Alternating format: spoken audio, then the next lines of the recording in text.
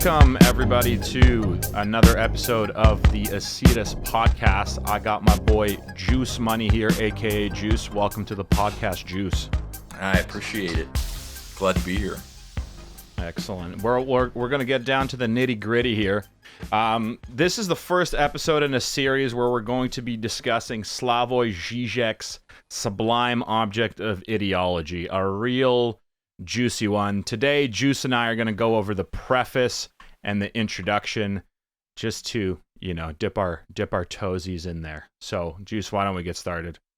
Absolutely. I think it's going to be important to describe how we ended up here anyway. So, we just got done a 13-week reading group.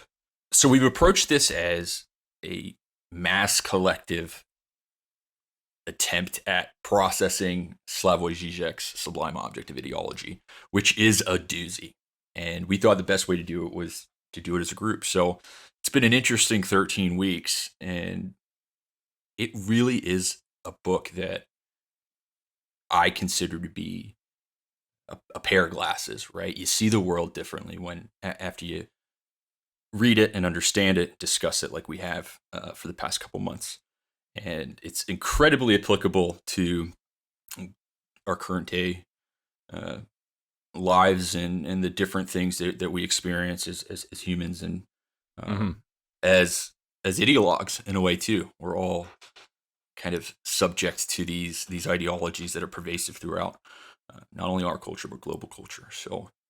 Yeah, definitely. I mean, I don't know if anyone listening has tried to read this book. I know I attempted it maybe a few years ago around the time of the Zizek-Peterson debate, and let me tell you, yeah, it's a pretty dense one. But given how current world events have transpired since then, it's actually made the book a lot easier to understand, maybe because some things are more blatantly obvious. And of course, as Juice mentioned, we are, doing this in a reading group kind of scenario, which towards the end of the podcast, we could give you instructions on how to get into our next reading group if you choose to do so. It's going to be a good one, too. It's Nietzsche's Twilight of the Idols and the Antichrist. On to the topic at hand, the preface and the introduction of Sublime Object.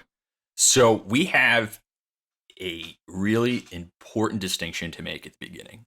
Zizek describes the difference between a Ptolemization and a Copernican revolution when we're talking about different ideas, right? So the Ptolemization from Ptolemy is the geocentric model, right? So it's this idea that the world is the center of the universe, and basically all different theories, philosophies, science at the time took that to be the truth, right?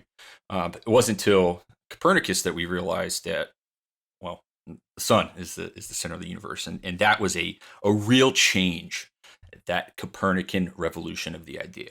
Okay, so you can have a shift in, and that's just the Ptolemization, but the real difference in that change comes in the Copernican revolution. So what Zizek is attempting to do with his Copernican revolution in Sublime Object of Ideology is to take the ideas of Hegel, Marx, and Lacan, and kind of do a dialectic to reevaluate Hegel and Marx through the Lacan psychoanalysis. And it's funny, in the beginning of the book, Zizek writes that, sometimes the best idea is the worst idea. So the best thing to do is what is considered the worst thing to do. And he says, well, why would anyone want to read about these old quote unquote debunked theories, right? Psychoanalysis hasn't been used in decades, right? So it doesn't seem like a great start to a theory, but what Zizek is setting up here in the beginning, but really is the theme of his book, is the renewal of Hegel, Marx through Lacan. And it really is an interesting take. For sure. And I think, this part of the book made me think of, it's a quote that's attributed to Albert Einstein. I don't know if it's true or not, but I'm going to paraphrase it. Basically, the solution for a problem can't come from the system that caused the problem, which is essentially what we're getting into here. I mean, everybody's seeing it, right? Inflation is quote unquote transitory. Oh, it's in the 5%. Okay, sure. I don't know if anyone who's gotten gas or bought food in the last, I don't know, 6 months can tell you that it's not 3 to 5% or whatever they're saying it is now, right? And rather than actually reevaluating, I guess, that first principle that got us to this point at all, they keep just trying to band-aid it over, and now essentially they just keep stacking all these band-aid solutions, where the real solution is to say, okay, well, we have to go back to square one and change something there, because clearly the end result of this giant chain of events isn't working anymore. And obviously that whole concept to shatter, someone's preconceived notion of just life in general, right? At least life in modern society.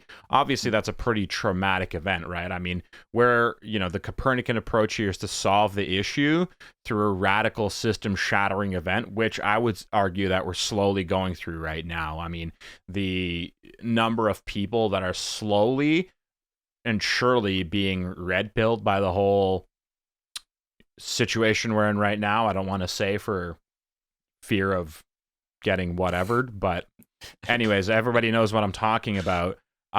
It's certainly opened a lot of people's eyes. I mean, in my personal life, I could attest to the fact that a lot of quote unquote normies, or just your average people, are starting to be like, what the hell is going on? Because clearly something is going on. Yeah. And if it's becoming blatantly obvious for those types of people, then clearly the system is, I would say, in its death throes. Absolutely. And you hit on a really key point there. And that's expanding our view of the issues to the symbolic order that has caused them, right? When we look at something like modern psychology, right? A lot is done to talk about the subject and making them whole again, and they can, they're perfect just the way they are, like that kind of mindset in modern psychology. But it doesn't address any of the systemic structures that have caused those issues for that person, right? It can be anything from capitalism, to something more relatable. We like, your upbringing, your parents. But there's all these different symbolic networks and symbolic orders that have influence on us, right? And if we don't look at the root behind it and try to fix it in that way, we're really just putting band-aids over everything continually. Yeah, exactly. I mean, I think the sort of topic of the day that everybody loves to discuss is mental illness, right? How is it that all of a sudden we have all this mental illness? Was it just not being recognized before? And I'm sure that's probably some of it. I'm not going to discount that. But the fact that, we have untold numbers of people who are on antidepressants and all this type of stuff. I mean, it's clearly, to me at least, a sign that whatever structures the current system has set up, they're not life-affirming structures. I mean, it's not normal for an animal, period, even a human animal, right, to essentially be depressed all the time. Of course, you're going to have your stresses of living the same way that, for example, a wolf does or a bear does, right? Okay, I'm hungry. I need to figure something out here. Otherwise I'm going to die. Or, right. I need something to make a living in our human system here. But the way in which we do so is clearly, having some sort of residual effects that now the system has to treat. And rather than actually, again, going to the beginning and thinking, okay, well, maybe the whole setup is the thing that's making this so bad, the approach tends to be, oh, okay, you go to your doctor and says, oh, yeah, you know what? It's a serotonin thing. Yeah, here's an SSRI. Take it for a couple years. Don't worry, there's like zero side effects. Like totally, it's like super normal to be. Everybody's on these, ha ha ha, right? And it kind of becomes one of those things where it's just so accepted that even speaking out against it is considered, I guess, I'm not necessarily going to say taboo, but it's kind of looked down upon. Just another example that I thought of that I'm seeing a lot online is women speaking out against birth control, because that's given out like candy as well, right? And nobody wants to get pregnant. Obviously that's like a huge no-no, especially outside of marriage, and I would argue almost every society, that's almost a universal. But now you have all these young girls being like, okay, well, my cycle is screwed up. My hormones are messed up. Why didn't anybody tell me this when I started? Right? And that's also fomenting a distrust in authority, right? I mean, like, how many people now are going to double, triple check what their doctor says? I think a lot, personally. Maybe, maybe I'm being optimistic, but, I think we're getting to the point where that the conditions for that Copernican revolution are certainly coming to the forefront, or at least in our little space, a little more than normal. Absolutely. And that can be sort of a blessing and a curse in a way, right? And I really do think Sublime Object, if you understand the concepts in the book, can go a long way to minimizing that cognitive dissonance that a lot of people, are experiencing right now. People know something's off, but the human mind is a really powerful thing, and it's hard to admit that either A, you were wrong, or B, you might have been duped, or whatever it may be, right? So it's dangerous. It's dangerous because people are ready for that Copernican revolution, but that's not a great mindset to be in, right? It's nerve-wracking. It's anxiety-ridden. So yes, that's why having the correct information and having the correct knowledge base, and to look at things from the symbolic structure, from the structural level, it's important to reevaluate the givens. Yeah, exactly. I mean, that's, and again, I think that's, at least in the introduction of this book, as difficult as it is, and to anyone who's going to be reading it, it certainly gets a little bit easier after that introduction. Absolutely, it's the hardest part of the book, in my opinion. The first, it's definitely. I mean, the beginning and the last half of the last chapter are doozies, to say the least. Nonetheless, this book serves as an excellent base for analyzing a lot of what everybody has seen, and I think that's the important part of it, right? I mean, we could get into the specifics of what exactly he discusses, but for the sake of simplicity and saving some time, we could generalize it as basically, the book introduces some Lacanian concepts, some Lacanian psychoanalysis, which Zizek is a huge fan of, and believe me, once you do understand them, everything starts to make a little more sense. And I could personally say that reading this book has, it certainly makes you reflect on a lot of what you hold dear. Then, of course, we're going to reactualize Hegelian dialectics by using this Lacanian psychoanalysis. And then we're going to, into that whole mix, toss in a hell of a lot of Marx, and out comes a lovely guide for traversing our modern psychological experience and a lot of what we see ideologically in our day-to-day. Absolutely. It's that combination of the three really works well together.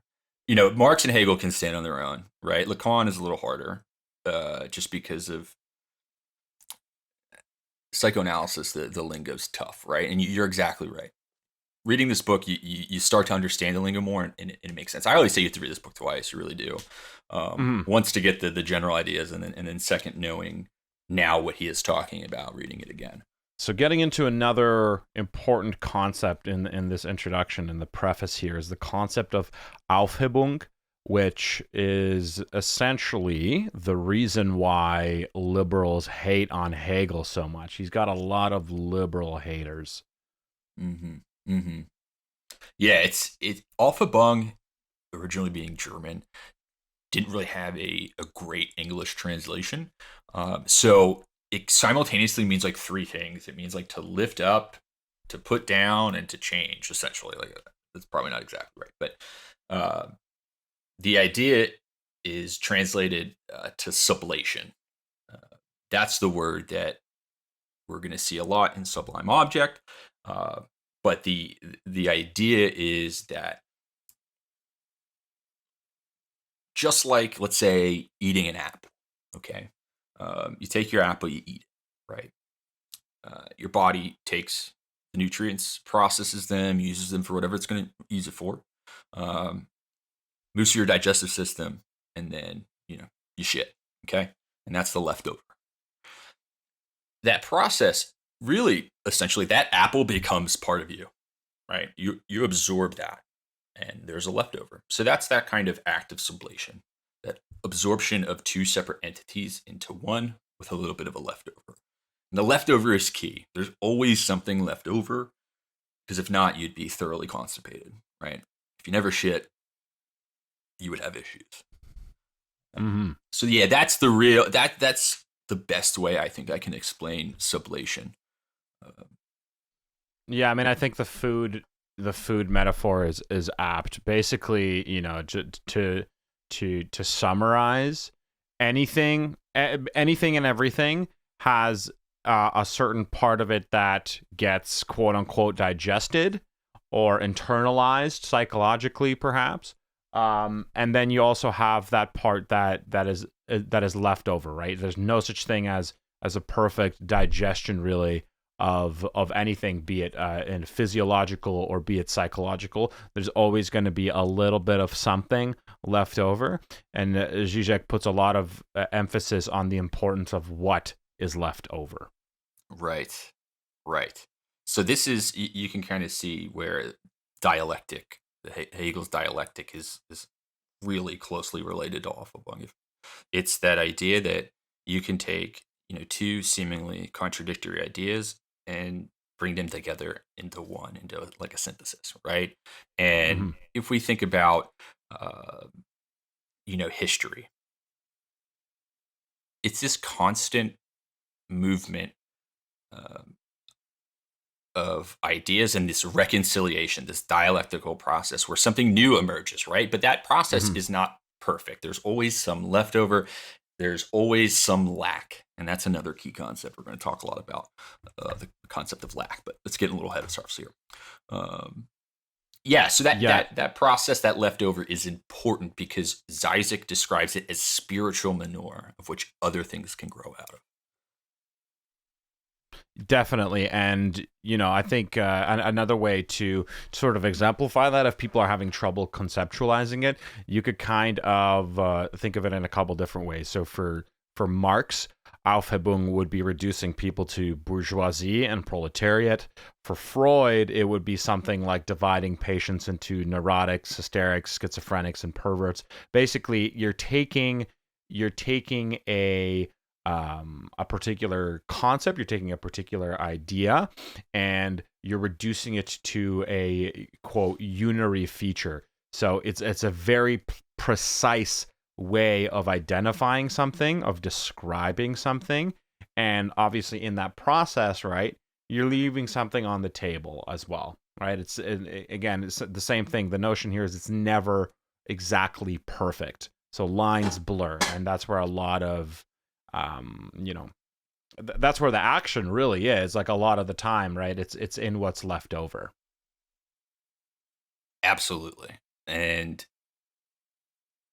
I like to use the example of like a young artist. And I'm talking about young, like real young, like 4 or 5 years old. If you have a child or toddler, they have these crazy colorful drawings with all sorts of different crowns and like colors, and it's crazy, right? You ever see a toddler's drawing. And then they will go to preschool, kindergarten, maybe first grade, and then all of a sudden they start drawing in pencil. There's not as much color. It's it's a little less vibrant. And a lot of people say, "Oh man, that just goes to show, that school is oppressive, and what we're doing to these kids is oppressive." And I might not agree. I might not disagree, but for a different reason. What Zizek argues is that change, that reduction in the way that they describe the real through the medium of art is more efficient. It uses less lines. It uses less variation. It distills it down. It reduces it down to its essential feature. Right, and that's like a house. If you think, a drawing of a house, that's the best way that I could describe it. There's all this extra stuff when the child is little in their art, but as they grow, it becomes, well, no, it's the box with the triangle and square windows. It's its features. It's its most important aspects that make it what it is.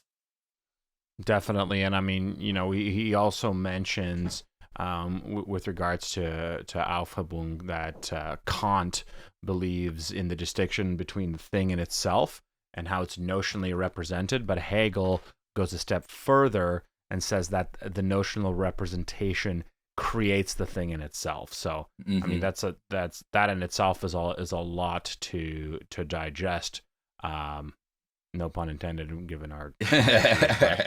It's sort of, I guess, the easiest object to describe in this way is money.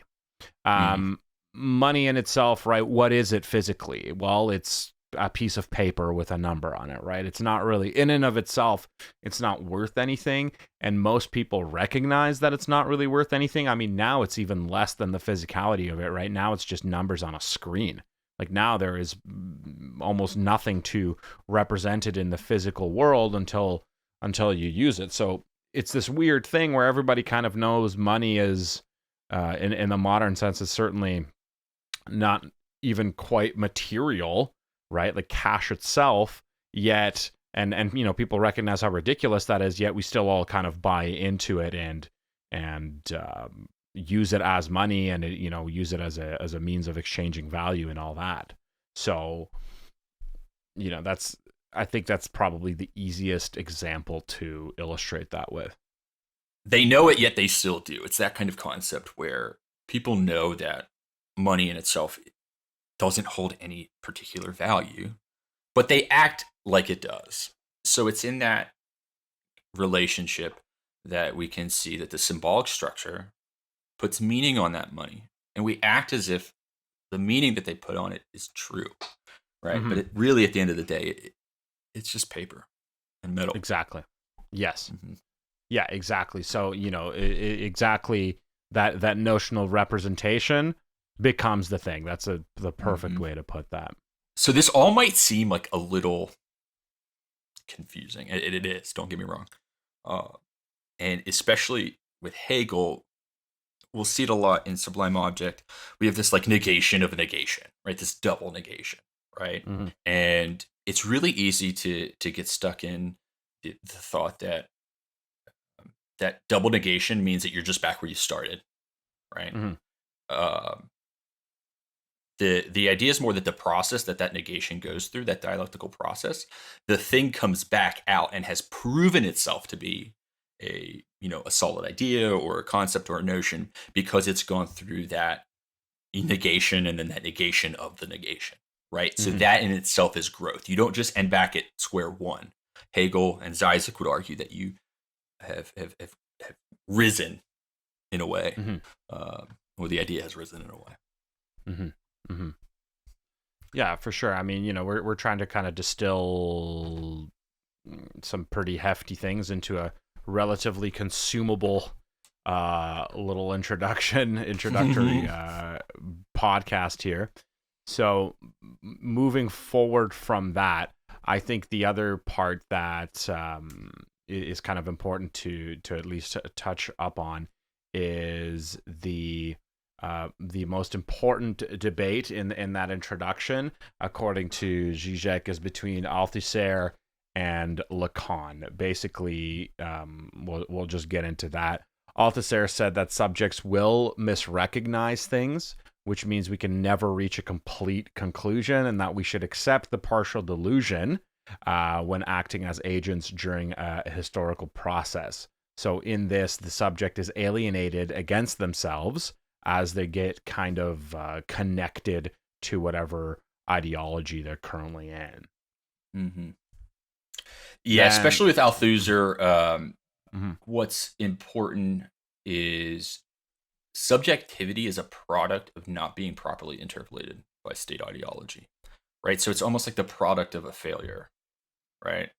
In a Mm-hmm. way, it's your subjectivity is a failure to be indoctrinated, essentially. So someone that kind of is an ideologue and moves march step with an ideology has no subjectivity. Mm-hmm. Yeah, exactly. Because they're just a creation of that ideology, and they're just essentially, you can get the NPC meme, right? Non-player character. It's just someone who doesn't have any real subjective thought or views. They just take what's given to them. So that failure is really important. It's kind of it's almost upside down, right? You think, oh, we're just subjects of a failure. But in a way, I am so glad that the state failed to properly interpolate me, because I think it's given me room to think and grow and not be lockstep like a lot of our contemporaries are with these ideologies. Mm-hmm. Mm-hmm. Now, that being said, I think it's that, the big takeaway for me from a lot of this book in general was that, while we certainly differ, like you said, from a lot of our contemporaries, but that we are still within our own little bubble, and it's maintaining the proper ironic distance, so you don't get lost in the sauce, so to speak, right? You don't want to get too high off your own supply, just because then you're gonna start missing things, and you're gonna get lost in a not so good way, right? It's right. and that's why when anybody who ends up joining the reading groups will see that while there's a lot of conflict and a lot of debate, this conflict and debate that you'll see in the reading groups is a huge part of the reason why we don't stagnate. We're always trying to move forward, and admittedly, we sometimes will make mistakes in our interpretations of things, but it's in the process that we end up better off than when we started. Well, it's that collectivism, right? It's That's solely right. You're going to make mistakes doing anything, right? So when you have a group of other people reading the text with you and keeping you honest in a way, right? And what's interesting and what I really like about these groups is every week we write. We owe about 500 words basically on what we wrote. So it forces you to not only read, understand, be able to understand it so that you can talk about it, but also write about it and put yourself up to all the rest of the group to read and either say, yeah, you're right. Oh, that's a great point. Or no, you're off here. And it all keeps us, it is that process of digestion. It's a group digestion, group sublation in a way. For sure. Just to kind of continue off that Althusser Lacan point, according to Lacan, we have to come to terms with what that leftover we discussed earlier means, and acknowledge that there is some kind of antagonism, and acknowledge that a deadlock exists.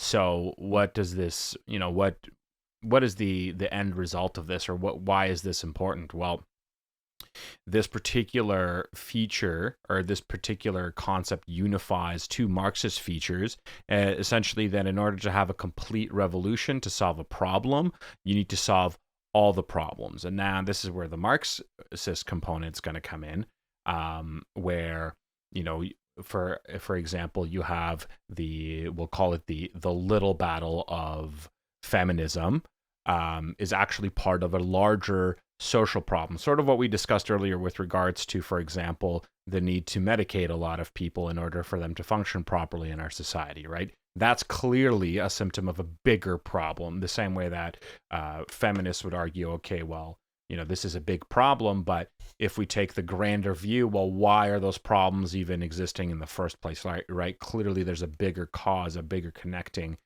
thread that connects all of these separate issues, that if that particular thread was solved, would then in turn solve all these other issues. So, obviously for Marx, abolishing that capitalism would solve a ton of issues if we go from ecological exploitation to the tension between the sexes to various other things as well, right? So this is kind of what we're trying to get at here. Absolutely. That's a great example. These smaller battles that are being fought, rightfully so, a lot of them. Like I don't agree with all of them, obviously, but I'm not saying that these aren't battles that should or should not be fought. However, I think it'd be more strategic if you went out and went after that root cause, that symbolic structure that is causing these symptoms, right? And that's where it becomes a challenge, right? Because Mm-hmm. I mean, if you ask most feminists, third wave feminists at least, what is causing all the issues, they would say like the patriarchy, right? And it's like, Mm-hmm. well, what is the patriarchy? Can we define it? And you're never going to get a solid definition, and Mm-hmm. it's never sufficient, right? So even if they're fighting for feminism, they are saying that yeah, there is a higher problem, which is the patriarchy. Well, in Marx's view, it would be it's the social relation of capital, right? That's what is causing all these. So we have to reevaluate Those issues that we just discussed, right? That is the excess. That is the undigestible, unintegratable part, the unintegratable consequences of our general system, societal system at large, right? All those little problems are that excess that people aren't able to stomach, quite literally.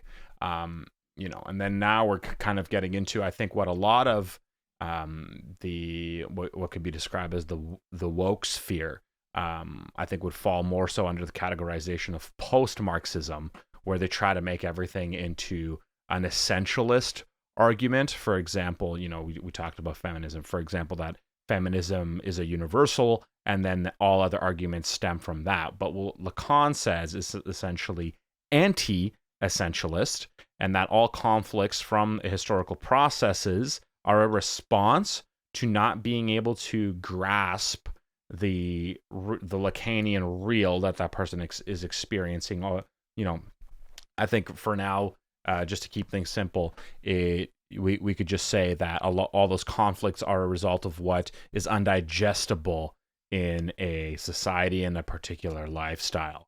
And then obviously we would say as well that the Freudian death drive is our reaction to this, right? We have a lot of self-destructive tendencies that have become, I would say, far more generalized than they were in the past. Mm.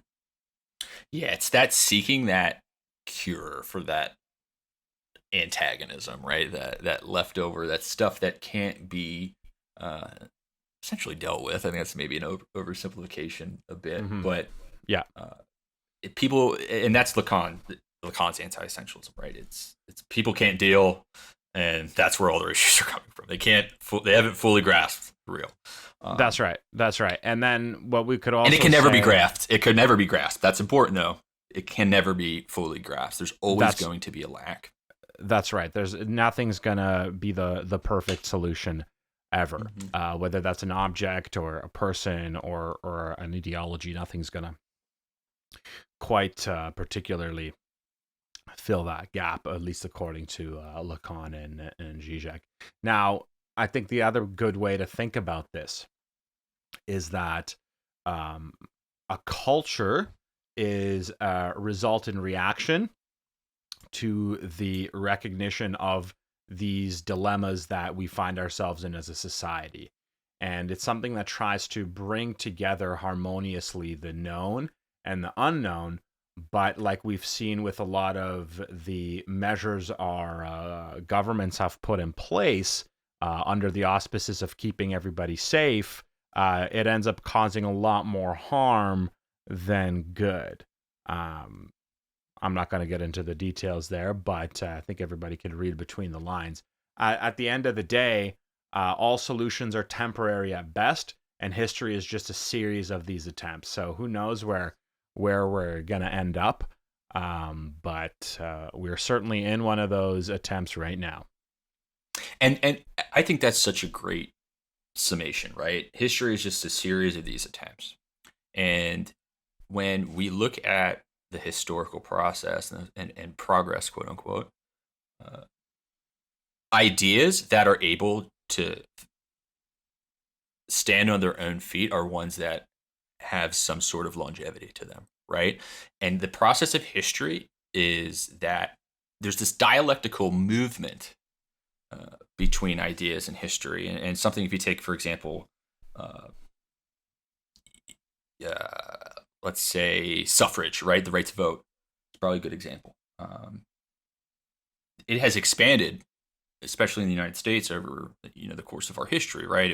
It started out as landowning men at the beginning of our history, then got expanded to more suffrage, and then minorities, especially African Americans, were allowed to vote, and then women. So it's this idea has grown, right? That you have this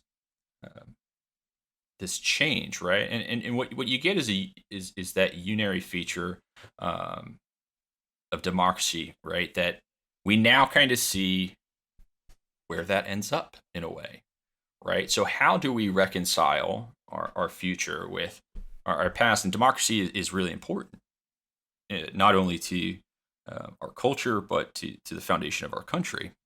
But are we just going to be repeating the same things by allowing ourselves to continue down the road of universal suffrage? Are we going to end up in the same spot? So I think that, especially today, we have a lot of these different antagonisms playing themselves out. And it really is what is going to survive. And that's that kind of unary feature that comes out. And it's through that process, as I was getting at, especially the double negation, right? That the outcome, though maybe not be randomly or radically different, is still that concept has come out on top. It survived the antagonism for now, but it has to keep surviving on its own merits. Yeah, exactly. And I think that's a great way to end this particular episode. So I'd like to thank Juice again for coming on the podcast. Juice is going to be joining us quite frequently in the next few episodes, so there'll be plenty more Juice to go around. And oh yeah, definitely. Oh yeah. And on that note, we will see you next time. Thank you for listening to us here at the Ascetus Podcast. The link to the Ascetus Telegram channel is below for those who want a steady stream of the material that inspires us to make these podcasts for you. If you'd like to go deeper on the topics discussed, you could click the link in the description below, and a member of the Ascetus team will get in touch with you about personalized, in-depth guidance about philosophy and fitness. We do our best to bring you the freshest content possible, and all we ask is that you like this video and share it with someone who would appreciate it. Until next time, FullMetal out.